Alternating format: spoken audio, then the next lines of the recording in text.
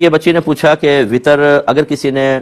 فرض نماز پڑھی، عشاء کی فرض نماز، اور اس میں سجدہ صاحب لازم تھا لیکن کیا نہیں، اطلاع نہیں مل سکی، پھر وطر پڑھ لیے، پھر مطلع ہوئے کہ جی عشاء کے اندر سجدہ صاحب لازم تھا، تو وطر ہو جائیں گے یا نہیں ہو جائیں گے؟ پہلے تو میں تمام سننے والوں کو سمجھا دوں کہ یہ کویسچن کیوں ان کے ذہن میں بیدار ہوا۔ وجہ یہ ہے کہ وطر کا ٹائم عشاء کے فرائض کی ادائیگی کے بعد ہے۔ اگر کوئی پہلے وطر پڑھ لے پھر عشاء پڑھے، یعنی عشاء کے فرائض پڑھے، تو اس کے وطر نہیں ہوں گے۔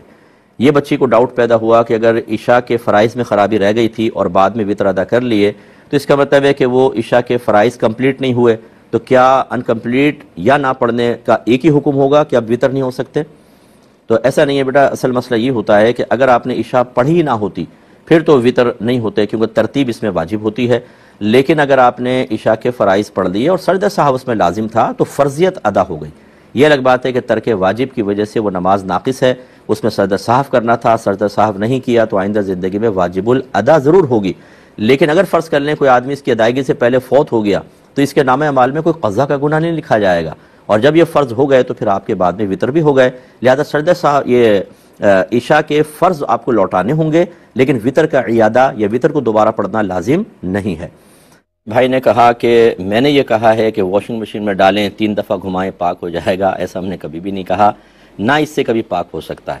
آپ میری وہ کلپ دیکھ لیجئے گا کہ جو آپ کو گمان ہو رہا ہے ایسا کچھ نہیں ہوتا۔ مسئلہ کیا ہے، وہ تو آٹومیٹک مشین کے بارے میں کہا ہے کہ اگر جیسے اس میں آپ ڈال دیں، پانی آیا، گھمایا، پھر وہ اسپن کر دیا اس نے، فرض کر لیں، پھر دوبارہ آپ پانی چلایا، پانی آ گیا، پھر اس نے اچھی طرح گھمایا، پھر اسپن کر دیا اچھی طریقے سے، پھر تیسری مرتبہ پانی آیا، اچھی طرح گھمایا، پھر اس نے اس کو اسپن کر دیا، تو یہ 3 دفعہ دھونے اور 3 دفعہ نچوڑنے کے حکم میں آئے گا، یہ تو ٹھیک ہے۔ لیکن یہ جو عام طور پہ ہمارے گھروں میں واشنگ مشین ہے، اس میں جو پانی ہوتا ہے اس کو ماء قلیل کہتے ہیں، تھوڑا پانی، اور اس کا شرعی حکم یہ ہوتا ہے کہ اس میں ایک قطرہ بھی نجاست اگر گری، جیسے ہی پانی سے متصل ہوگی ٹوٹل پانی ناپاک ہو جائے گا۔ لہذا جیسے ہی آپ نے مثلا 6 کپڑے ڈالے، 1 ناپاک 5 پاک، تو جیسے ناپاک کپڑے کی ناپاکی اس واشنگ مشین کے پانی سے ملے گی، کل پانی ناپاک، تو یہ کپڑا بھی ٹوٹل ناپاک اور 5 مزید ناپاک۔ اب آپ نے اچھی طرح گھما کر چاہے 15 منٹ چلائیں چاہے 20 منٹ، آپ نے تو ناپاکی کو اور اس کے اندر ایک تار کے اندر پہنچا دیا۔ اس کے بعد آپ چاہے 3 وقفوں سے چلاتے رہیں، پانی تو اندر ناپاک ہی، کیسے پاک ہوگا؟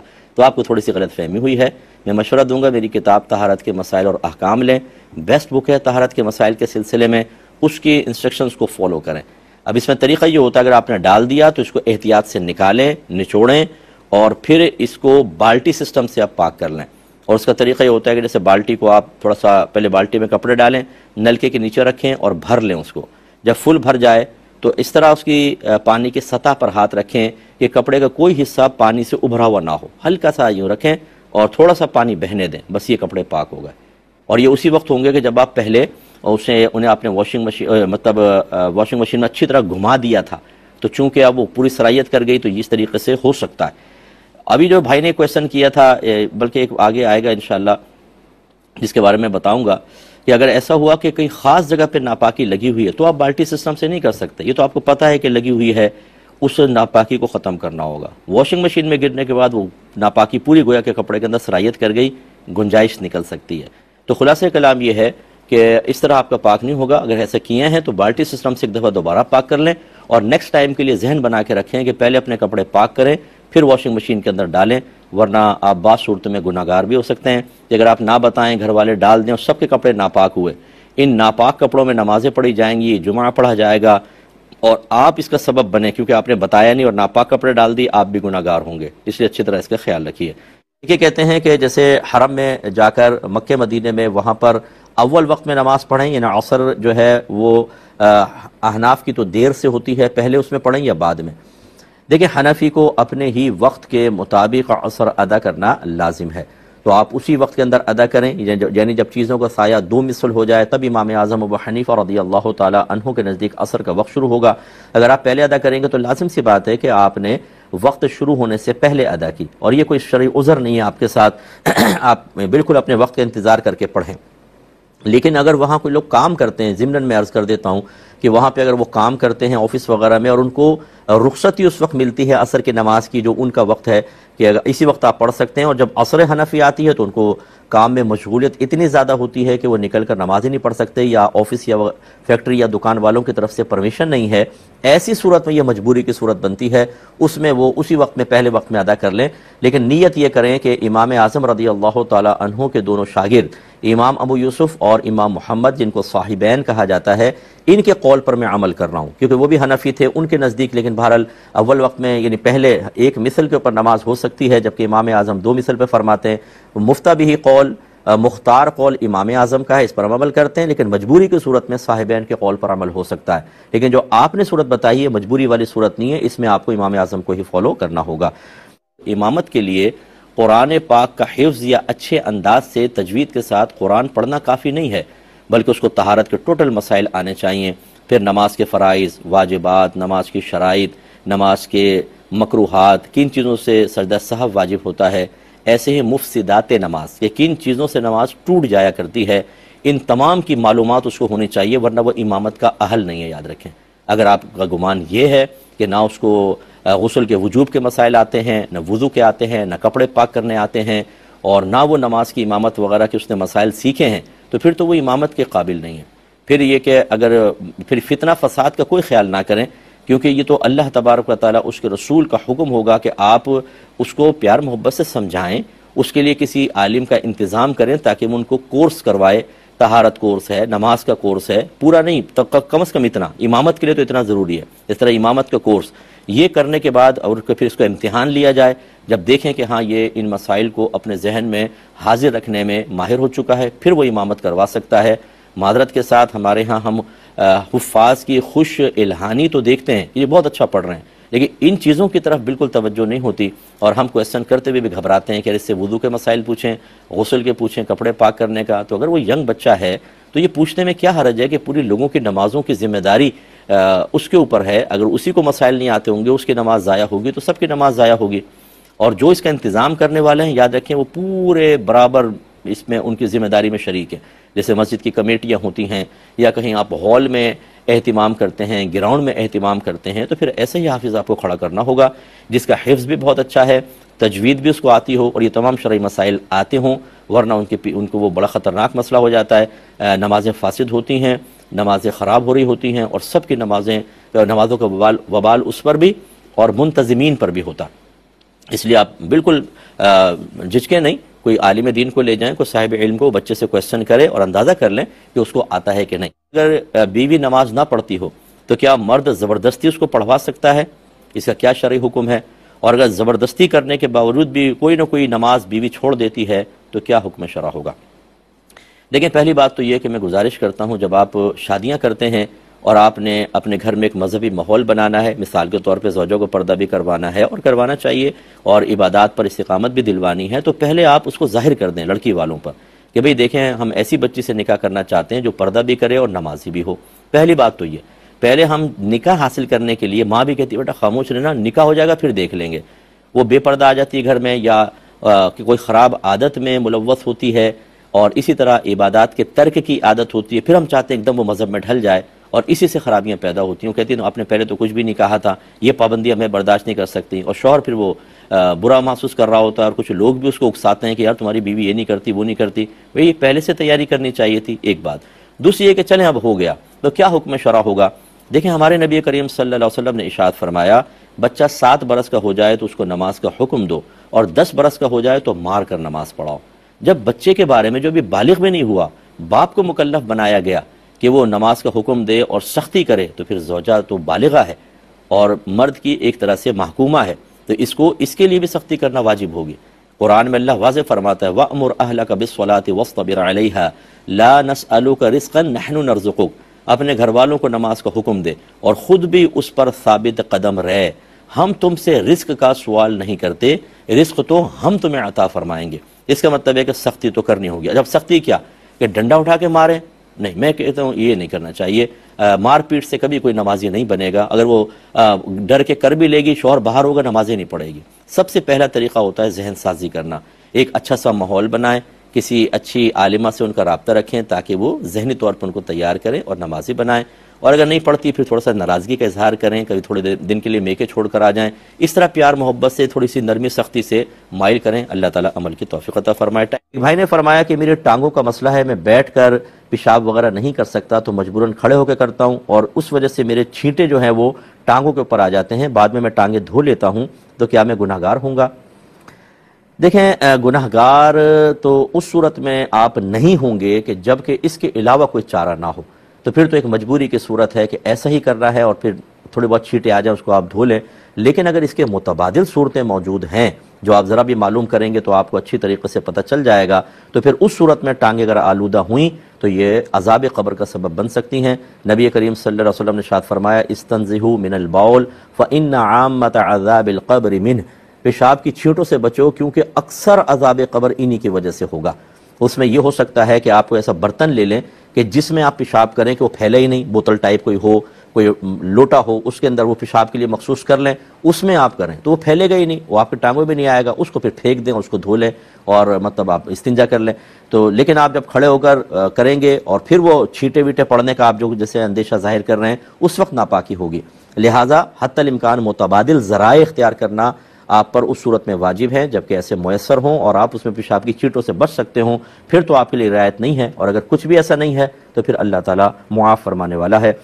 صلاۃ و تسبیح پڑھنے کے کئی طریقے ہیں، کون سا طریقہ اختیار کیا جائے؟ دیکھیں، جو بھی آپ کے طریقے لکھے ہوئے ہیں نا، ان طریقوں کو آپ اختیار کر لیں، یہ کتب میں لکھے ہوتے ہیں، مختلف طریقے منقول ہیں، تو جو آپ دیکھ رہے ہیں اس کو آپ بالکل پڑھ لیں۔ اس کو بدعت کہنا کیسا ہے کہ یہ بدعت ہے؟ دیکھیں، حدیثوں کے اندر آیا ہے، چاہے وہ بعضوں کے نزدیک ضعیف حدیثیں ہوں لیکن وہ موضوع حدیثیں نہیں ہیں، یہ حدیثوں میں آیا ہے، اور باقاعدہ یہ یاد رکھیں کہ جب کوئی چیز مسلمانوں میں بہت زیادہ رائج ہو جائے، عوام اور خواص اس کو استعمال کر رہے ہوں، خواص سے مراد علماء ہیں کہ علماء بھی اس عمل کو اختیار کیے ہوئے ہوں، تو جو بھی صاحب علم حضرات مجھے سن رہے ہیں، چاہے کسی بھی مکتب فکر سے آپ کا تعلق ہو، جب یہ لفظ ساتھ لکھ دیا جاتا ہے علیہ عمل الامہ، کہ اس پر امت کا عمل ہے، تو وہ بڑی چیز تقویت پا جاتی ہے، چاہے کسی کمزور دلیل سے ثابت ہو، لیکن امت کا کسی چیز کو اختیار کر لینا جبکہ اس میں خواص بھی شامل ہوں، اس چیز کو بہت زیادہ تقویت دے دیتا ہے۔ اس کو بدعت کہہ کے لوگوں کو متنفر کرنے کی کوشش وہی کرے گا جو مزاج شرع سے ناواقف ہوگا۔ اگر کوئی بھائی اس بات سے میری برا محسوس کر رہے ہیں تو پھر آئیے ہم گفتگو کر لیتے ہیں، میں آپ کو سمجھا دیتا ہوں، دلائل دے دیتا ہوں اس کے اوپر، کیونکہ یہاں دلائل کا ٹائم نہیں کہ جب لوگوں میں کوئی چیز عام ہو جاتی ہے اور اس کا ماخذ مرجع، اس کا منبع جو ہے وہ کوئی حدیث ہی ہے، چاہے وہ آپ کے نزدیک ضعیف ہے، لیکن جب امت عمل کرنے لگ جائے تو بس پھر اس کو رائج رہنے دیں۔ کوئی گناہ تو نہیں کر رہے، کوئی خطا تو نہیں کر رہے، کوئی حرام کام تو نہیں کر رہے، نماز میں ہی آ رہے ہیں، نہ کھڑے ہو رہے ہیں۔ باقی اگر آپ یہ کہیں جی نفل پڑھے جاتے ہیں اور یہ جماعت سے پڑھے جاتے ہیں، اس کا جواب بھی یہ ہے کہ ایک وقت تھا کہ فقہاء نے نفل کی جماعت کو صرف اس لیے منع کیا تھا کہ اس زمانے میں فرض جماعت کی یا واجب جماعت کی بہت ہی رغبت تھی، ہو سکتا تھا کہ نفل جماعت اس رغبت میں قلت کا سبب بن جائے۔ جب انہوں نے اب اس دور کے اندر جب دیکھا کہ لوگ نمازوں کے لیے حاضر نہیں ہو رہے تو فقہاء نے اجازت دی ہے کہ آپ نفل کی جماعت قائم کر سکتے ہیں، اور ہم بعض لوگ ایسے جو ہم بھی اس میں شامل ہیں یہ مشورہ دیتے ہیں کہ جب اس قسم کی کوئی آپ رکھیں گے، اعلان کیا آپ نے صلاۃ و تسبیح با جماعت ہوگی، لوگ بہت زیادہ آئیں گے جوگ در جوگ، اس کے بعد ایک درس قرآن ضرور رکھیں، ایک بہترین نہ تلے الفاظ میں، نہ بہت طویل نہ بہت مختصر بیان کرنے والے کسی عالم کا انتخاب کریں جو لوگوں کو فرائض کی طرف بلائے، انہیں گناہوں سے بچنے کی ترغیب دے، انہیں فرض علوم کی طرف بلائے، انہیں عقائد سکھائے کہ کس طریقے سے ہمیں اپنے بنیادی عقائد سیکھنے ہیں تاکہ لوگوں کا یہاں پر حاضر ہونا بہت بہترین نتیجہ دکھائے۔ اس اعلیٰ حضرت نے خود لکھا ہے کہ جو نفل کی جماعت سے روکے گا، یعنی نفل کی جماعت وہ کہتے ہیں زیادہ مکروہ تنزیہی ہے، اور اگر لوگ مکروہ تنزیہی فعل سے دین کی طرف مائل ہو رہے ہوں تو اس سے وہی روکے گا جو شریعت کے معاملے میں جاہل ہوگا، ناواقف ہوگا۔ اب اس سے خود فیصلہ کر لیں آپ کس میں شامل ہیں۔ یہ کہتے ہیں کہ ہم نے بچپن میں بہت سی پتنگیں لوٹی، بڑے ہو کر بھی کبھی کبھی ایسا کیا تو کیا حکم ہوگا؟ دیکھیں، آپ کو پہلے ہی بتایا تھا کہ ڈور لوٹنا، اس طرح کے پتنگیں لوٹنا یہ ایک امانت کے حکم میں ہوتی ہیں، کیونکہ ڈور تو بالکل یہ غصب ہے، لوٹ مار اس کو کہہ لیں آپ، کیونکہ وہ شخص واپس کھینچ رہا ہوتا ہے، وہ آپ کو بانٹنے کے لیے نہیں ہو رہا تھا، پتنگ کٹ بھی گئی تو کھینچ رہا ہوتا ہے، ہم بیچ میں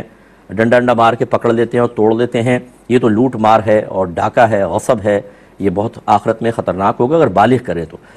اور پتنگ لوٹنے کا مسئلہ بھی یہ ہے کہ اگر پتنگ کٹ کر آ جاتی ہے تو ہمارے عرف میں تو یہ ہے کہ جو پکڑ لیتا ہے مالک ہو جاتا ہے، لیکن حقیقت یہی ہے اگر ایسا ہی ہوتا تو کبوتر بھی اڑ کر آ کر اگر بیٹھ جاتا تو جو پکڑ لے مالک ہو جائے، ہمارے ہاں تو عرف یہی چل رہا ہے، لیکن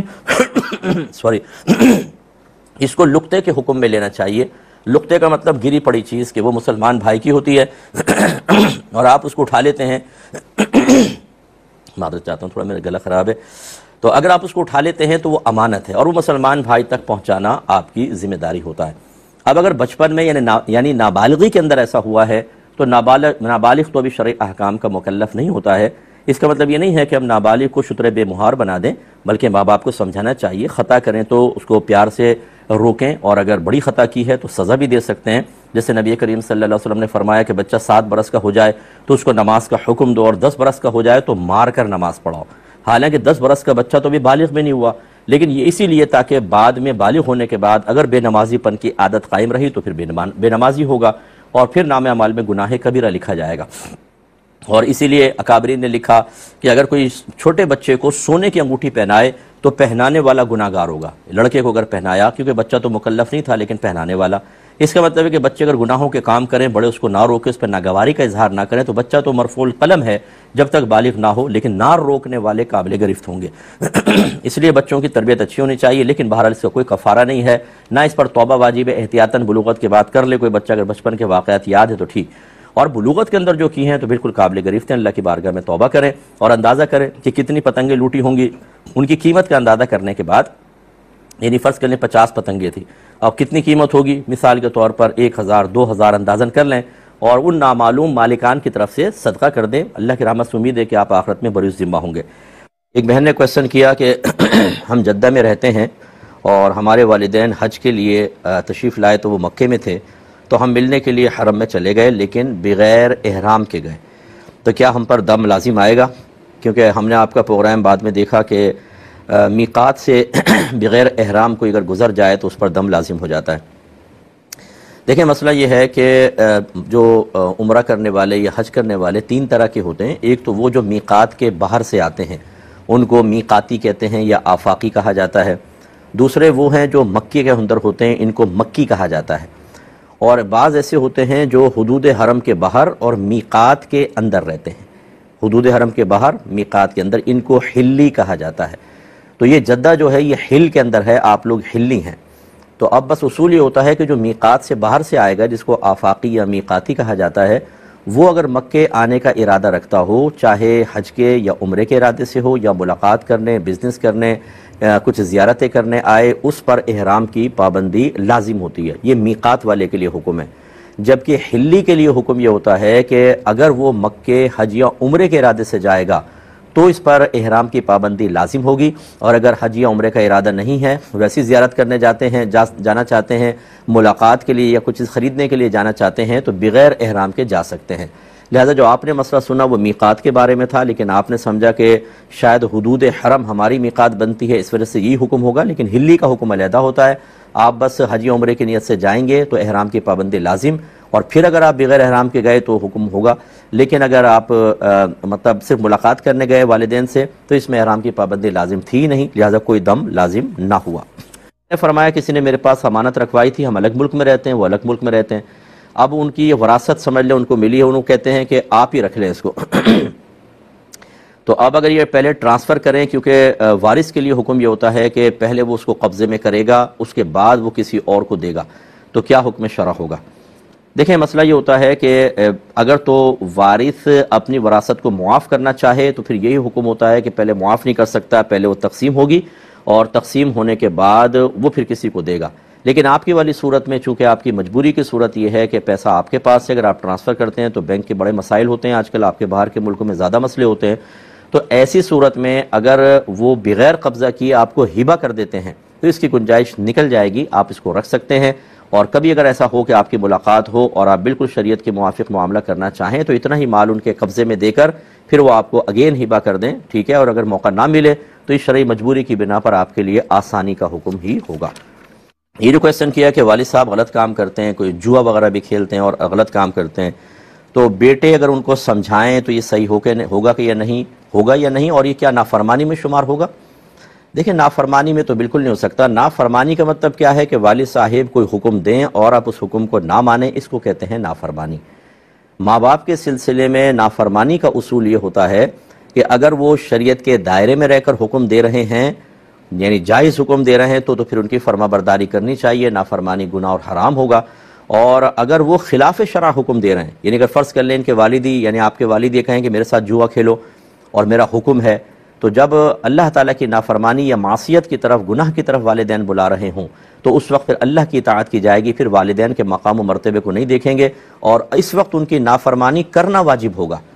کیونکہ نبی کریم صلی اللہ علیہ وسلم نے واضح طور پہ فرمایا کہ اللہ تبارک و تعالیٰ کی معصیت میں، یعنی اللہ تعالیٰ نے جو گناہ قرار دیا اس میں کسی مخلوق کی اطاعت جائز نہیں ہے. تو یہ تو ایک الگ شعبہ ہو گیا. دوسری چیز یہ کہ سمجھانا آپ کا صحیح ہے کہ نہیں ہے، تو بالکل سمجھانا چاہیے، آپ پہ واجب ہے، لیکن اس کے لیے مطلب آپ لہجے میں سختی پیدا نہیں کریں گے، ماریں گے نہیں، پیٹیں گے نہیں، صرف پیار محبت سے سمجھائیں گے. ہاں اگر آپ یہ سمجھتے ہیں کہ پورے گھر والے اگر تھوڑا سا ظاہری ناراضگی کا اظہار کریں اور تھوڑا سا روڈلی رویہ رکھیں، تھوڑا سا ان سے صحیح طریقے سے بات نہ کریں اور ان چیزوں سے متاثر ہو کر وہ جوا وغیرہ چھوڑ دیں گے کہ بھئی سارے گھر والے بچے مجھ سے ناراض ہو گئے، تو پھر تو بالکل ایسا آپ کو طرز عمل اختیار کرنا لازم ہوگا. لیکن اگر ہر طرح کا طرز عمل اختیار کر لیا، وہ باز نہیں آ رہے، تو ایسی صورت میں بہرحال آپ پیار محبت سے سمجھاتے رہیں.